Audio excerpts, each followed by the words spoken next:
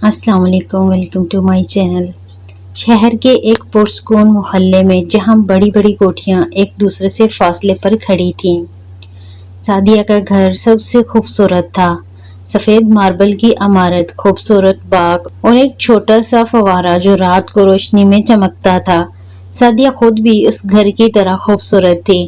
तवील कामत, गंदमी रंगत, गहरी भूरी आंखें जिनमें एक उदास चमक थी और लंबे स्याह बाल जो अक्सर एक सादा सी चोटी में बांध लेती थी। वो अमीर थी, बहुत अमीर। उसके शोहर शाहिद एक बड़ी मल्टीनेशनल कंपनी के डायरेक्टर थे। वो सुबह सवेरे घर से निकलते और अक्सर रात के 12 बजे के बाद वापस आते। कभी कभी तो हफ्ते भर के लिए दुबई या सिंगापुर चले जाते। शादी को 6 साल हो चुके थे, मगर सादिया को लगता था जैसे वो अकेली ही रह रही हो। वो अक्सर बालकनी में खड़ी घंटों आसमान को देखती रहती। उसके हाथ में एक कप चाय होती, मगर चाय ठंडी हो जाती और वो उसे पीना भूल जाती। उसकी आंखों में वो खालीपन था जो पैसे से खरीद नहीं सकते। कोई बच्चा भी नहीं था। शाहिद कहते थे, अभी कैरियर है, बाद में देखेंगे, मगर बाद में कभी नहीं आता था। दूसरी तरफ सादिया के बिल्कुल बगल वाले घर में रहता था जाहिद, एक सादा सा मगर ज़हीन और हसास इंसान। वो एक अच्छे स्कूल में अंग्रेजी का उस्ताद था। उसकी तनख्वाह सादिया के एक महीने के खर्च के बराबर भी शायद ना होती, मगर उसके दिल में एक गहरा समंदर था। जाहिद सादिया को रोज देखता था।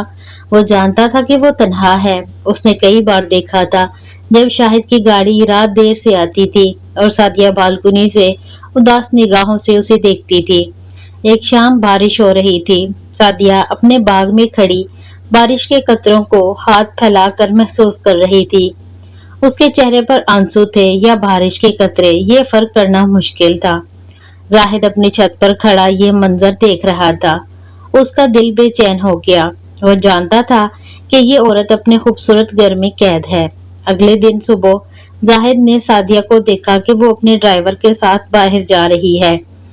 उसने हिम्मत की और आगे बढ़कर सलाम किया। अस्सलाम वालेकुम बाजी। सादिया रुक गई। उसने हैरत से देखा, पड़ोस में रहने वाला ये नौजवान कभी उससे बात नहीं करता था।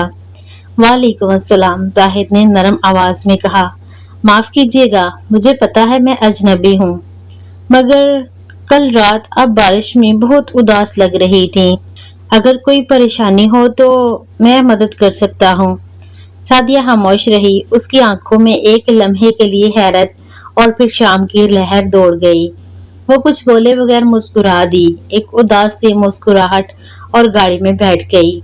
मगर उस दिन से जाहिद के दिल में एक तूफान उठ खड़ा हुआ था। वो जानता था कि सादिया की तन्हाई उसे खा रही है और वो जाहिद उस तन्हाई में अपने लिए जगह बनाना चाहता था, ना कि मालो दौलत के बल पर, बल्कि सिर्फ अपने जज्बात और अल्फाज के जरिए। उस शाम जाहिद ने सादिया के घर के बाहर एक छोटा सा गुलदस्ता रखा जिसमें एक सफेद गुलाब था, साथ एक छोटा सा कार्ड। बारिश में भीगी आंखें भी कभी मुस्कुरा सकती हैं। अगर कभी दिल भर आए तो बालकनी में एक लम्हा खड़ी रहें। एक पड़ोसी जो देखता है। सादिया जब घर वापस आई और गुलदस्ता देखा तो उसके दिल में एक अजीब सी लहर उठी, खौफ, हैरत, और कई सालों बाद पहली बार किसी ने उसे देखा था। वो गुलाब उठाकर अपने कमरे में ले गई। अगले चंद दिन सादिया के लिए एक अजीब सी कश्मकश भरे गुजरे। वो गुलाब अब भी उसके कमरे की मेज पर रखा था, मुरझा चुका था, मगर उसकी खुशबू अब भी कहीं न कहीं महसूस होती थी। हर सुबह जब वो बालकनी में आती, उसकी निगाह बेइख्तियार जाहिद के घर की तरफ चली जाती। कभी कभी जाहिद को अपनी छत पर किताब पढ़ते या पौधों को पानी देते देखती तो दिल में एक हलचल सी हो जाती। वो खुद से पूछती, ये क्या हो रहा है सादिया, तुम एक शादीशुदा औरत हो। मगर दूसरी तरफ शाहिद की मुसलसल गैर मौजूदगी उस खला को मजीद गहरा कर रही थी। पिछले हफ्ते भी शाहिद लंदन चले गए थे और सिर्फ एक फोन किया था, बिजनेस मीटिंग्स हैं, मसरूफ हूँ। एक शाम सादिया बालकनी में खड़ी थी। आसमान पर सुर्ख और नारंगी रंग फैले हुए थे। अचानक उसने देखा कि जाहिद अपने बाग में खड़ा है। उसने हाथ उठाकर सलाम किया। सादिया ने भी हल्का सा हाथ हिलाया। दिल की धड़कन तेज हो गई।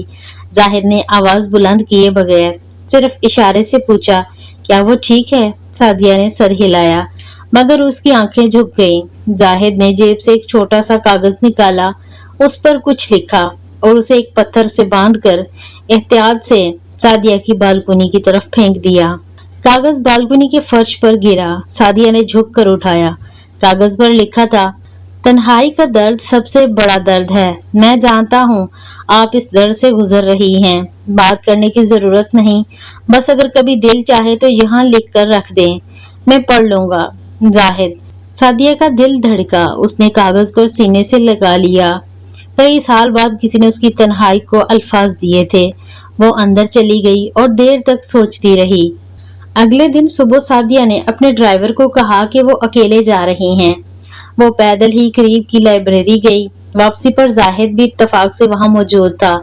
दोनों की नजर मिल गई। अस्सलाम वालेकुम सादिया बाजी, जाहिद ने एहतराम से कहा।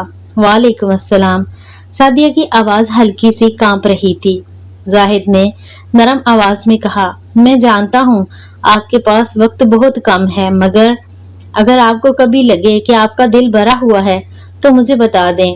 मैं कोई बड़ा इंसान नहीं, सिर्फ एक उस्ताद हूँ, मगर अल्फाज से लोगों का दिल जोड़ना जानता हूँ। सादिया ने आंखें नीची कर ली। आप क्यों कर रहे हैं ये सब? जाहिद ने मुस्कुराते हुए जवाब दिया, क्योंकि जब मैं आपको उदास देखता हूँ तो मुझे लगता है जैसे मेरे अपने दिल में भी कोई जगह खाली हो गई है। आपको देखकर लगता है कि खूबसूरत लोग भी कभी कभी बहुत अकेले होते हैं। सादिया की आंखों में आंसू आ गए। वो रोकने की कोशिश कर रही थी, मगर एक आंसू बह निकला। जाहिद ने फौरन नजरें फेर ली एहतराम से। कोई हाथ बढ़ाने की कोशिश नहीं की। उस दिन के बाद दोनों के दरमियान एक खामोश रिश्ता बनना शुरू हो गया। जाहिद हर दूसरे दिन सादिया की बालकनी के करीब एक खत रख जाता। खतूत में मोहब्बत नहीं बल्कि समझबूझ, शायरी और जिंदगी की छोटी छोटी बातों का जिक्र होता। सादिया उन खतूत को रात को पढ़ती और कभी कभी जवाब भी लिखकर वापस रख देती। एक खत में जाहिद ने लिखा, आपकी आंखों में जो समंदर है उसे देखकर लगता है कि आपने बहुत कुछ सहा है। मैं वो समंदर खुश्क नहीं करना चाहता, बस उसमें अपना एक कतरा मिलाना चाहता हूँ, ताकि आपको लगे कि आप अकेले नहीं। सादिया ने उस खत के जवाब में पहली बार कुछ लिखा। मैं नहीं जानती ये दुरुस्त है या गलत, मगर आपकी बातें सुनकर लगता है जैसे कोई मुझे पहली बार समझ रहा है। शुक्र है।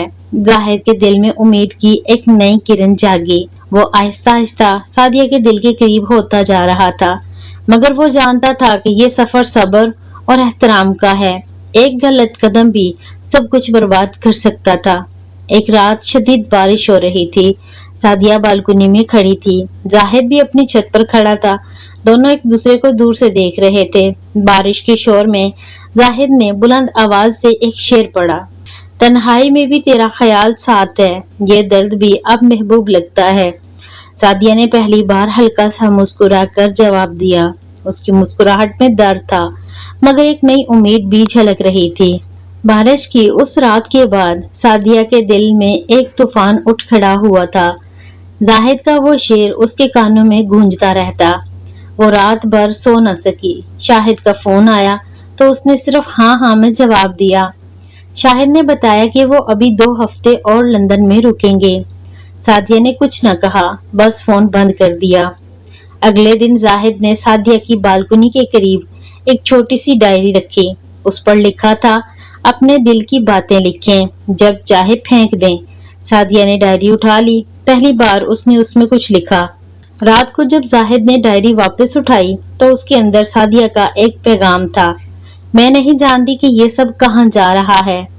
मैं एक शादीशुदा औरत हूँ, मगर आपकी बातें मुझे वो एहसास दिलाती हैं जो सालों से मुझे नहीं मिला। क्या ये गलत है? जाहिद ने उसका जवाब लिखा और अगले दिन वापस रख दिया।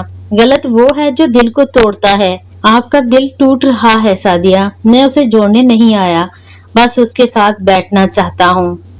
कोई वादा नहीं, कोई मुतालबा नहीं, सिर्फ समझ। उसके बाद दोनों के दरमियान खतो किताबत बढ़ गई। जाहिद सादिया को अपनी जिंदगी की छोटी छोटी बातें बताता, स्कूल के बच्चों की कहानियां, एक फूल की नशोनुमा, बारिश की बू और वो एहसास जब कोई अकेला रात गुजारता है। सादिया भी आहिस्ता आहिस्ता खुलने लगी। वो बताती कि बचपन में वो बहुत खुश थी, مگر شادی کے بعد سب کچھ بدل گیا، امیر گھر مگر خالی دل۔ ایک دن سعدیہ نے زاہد کو ایک خط میں لکھا، آج شاہد کی سالگرہ ہے، وہ فون بھی نہیں کر سکے، میں سوچ رہی ہوں کیا میں واقعی کسی کی زندگی میں موجود بھی ہوں۔ زاہد نے جواب میں لکھا، آپ میری زندگی میں موجود ہیں، ہر صبح جب میں آپ کی بالکنی کی طرف دیکھتا ہوں تو مجھے لگتا ہے کہ دنیا میں اب بھی خوبصورت چیزیں باقی ہیں، اگر آپ اجازت دیں تو میں آپ کو ایک کتاب بھیج دوں۔ سعدیہ نے اجازت دے دی۔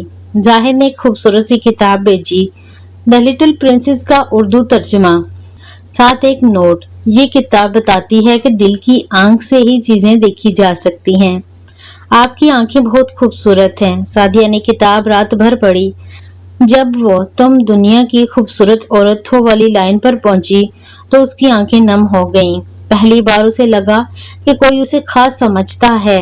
ایک شام دونوں اتفاق سے محلے کے پارک میں مل گئے۔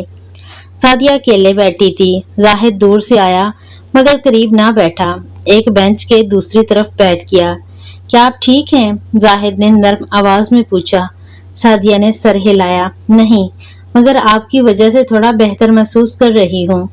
زاہد نے مسکراتے ہوئے کہا، میں آپ سے کچھ نہیں مانگتا سعدیہ، بس اتنا کہ آپ جان لیں کہ آپ اکیلے نہیں ہیں، میں یہاں ہوں، دور سے مگر دل سے قریب۔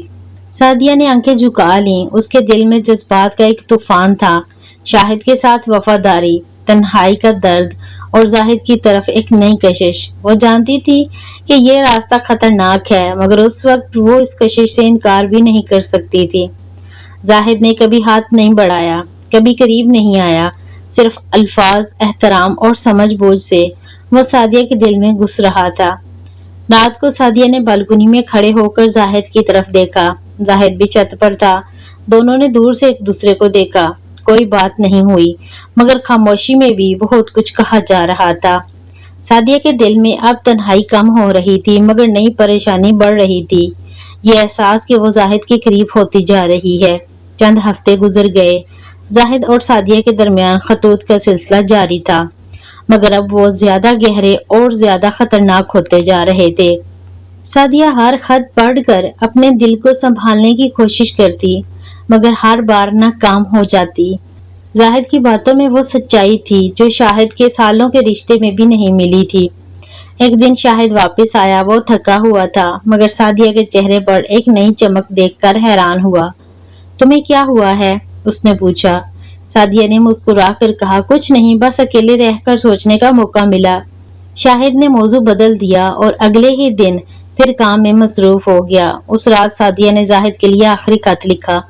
اس میں لکھا تھا، زاہد، آپ نے مجھے وہ احساس دیا جو میں بھول چکی تھی، کہ میں بھی کوئی خاص ہوں مگر میں ایک شادی شدہ ہوں، یہ راستہ آگے نہیں جا سکتا۔ میں آپ کی شکر گزار ہوں کہ آپ نے میری تنہائی کو سمجھا مگر اب ہمیں رک جانا چاہیے۔ خدا آپ کو خوش رکھے۔ زاہد نے خط پڑھا تو اس کا دل بیٹھ گیا مگر وہ جانتا تھا کہ سعدیہ درست کہہ رہی ہے۔